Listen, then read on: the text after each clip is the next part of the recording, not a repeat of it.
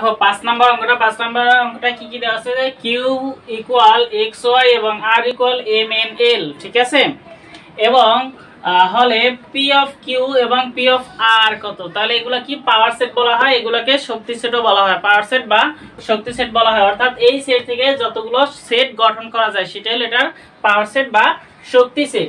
তো আমরা দেখো যদি q অফ a করি, যেমন p অফ q করি, হ্যাঁ, p অফ q করতে যাই, অর্থাৎ q সেট থেকে যে কয়টি সেট গঠন করা যায় সেইটা, তাহলে উপসেট গঠন করা যায়। দেখো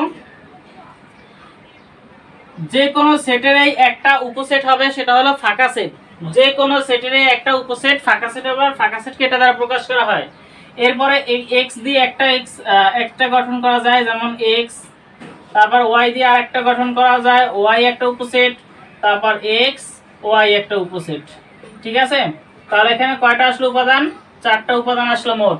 তাহলে দেখো এখানে আর এখানে 2 টু দি পাওয়ার n কে সমর্থন করে, 2 টু দি পাওয়ার n কে সমর্থন করে। দেখো এখানে 2 হলো উপাদান সংখ্যা, এখানে 2, n হলো উপাদান সংখ্যা, অর্থাৎ 4, 4টা হবে। এটার 4টা হয়, কি হয়, 4টা এর উপাদান আসে, মানে উপসেট আসে 4টা, মানে পাওয়ার সেট, ঠিক আছে। এরপর বলা হয়েছে কি p অফ r এর মান নির্ণয় করা, অর্থাৎ পাওয়ার অফ r মানে পাওয়ার সেট, এর r এর পাওয়ার সেট নির্ণয় করতে বলছে বা শক্তি সেট, ঠিক আছে। r এর শক্তি সেট কি হবে, এখন r আছে m n l, এই তিনটা আছে, তাহলে এটার একটা সেট হবে কি ফাঁকা সেট হবে। যে কোনো সেটেরই একটা উপসেট হবে ফাঁকা সেট। এরপর কি হবে, m একটা সেট হয়, উপসেট হয়, তারপর n একটা উপসেট হয়, তারপর l একটা উপসেট হয়, এখন m n একটা উপসেট হয়, m n একটা উপসেট হয়, তারপরে m l একটা উপসেট হয়, m l একটা উপসেট হয়, তারপর আছে কি n l একটা উপসেট হয়, তারপরে m n l দেখো তো 8টা হয়েছে না, 1 2 3 4 5 6 7 8টা, ঠিক আছে।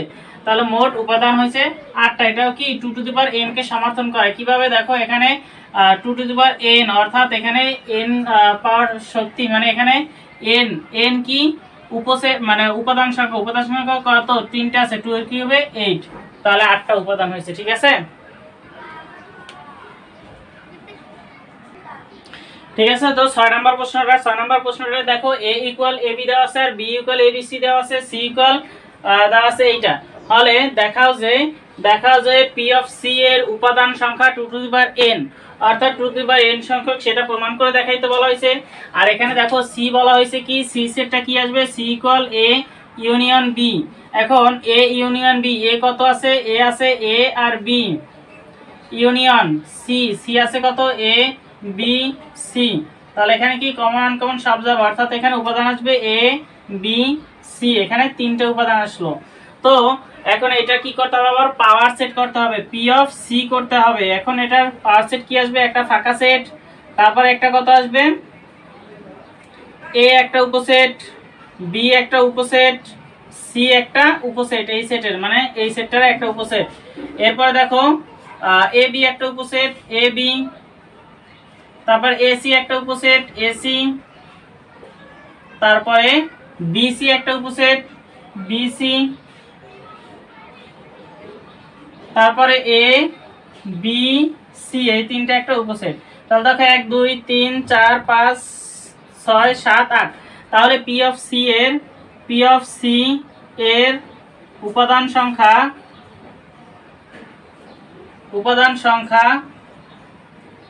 8টি, ঠিক আছে। p অফ c এর উপাদান সংখ্যা 8টি। যদি 8টি হয় দেখো, তাহলে p অফ c এর উপাদান কত, শুধু c এর উপাদান কত, c এর উপাদান 3টি। এই যে c সেট যেটা ছিল, এই যে c বের করলাম, c এর উপাদান পেয়েছি 3টি, আর p অফ c এর উপাদান পেয়েছি 8টি।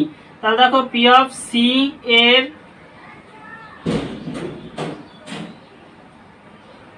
উপাদান কত, 8টি, তাই না। তাহলে এখানে লিখতে পারি আমরা 2 টু দি পাওয়ার n, অর্থাৎ 2 এর পাওয়ার কিউব ইকুয়াল 8টি। তাহলে দেখো এখানে কি 8টি equal 2 to the power n। সুতরাং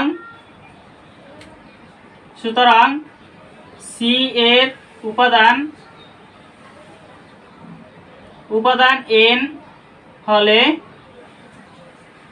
পি অফ সি এর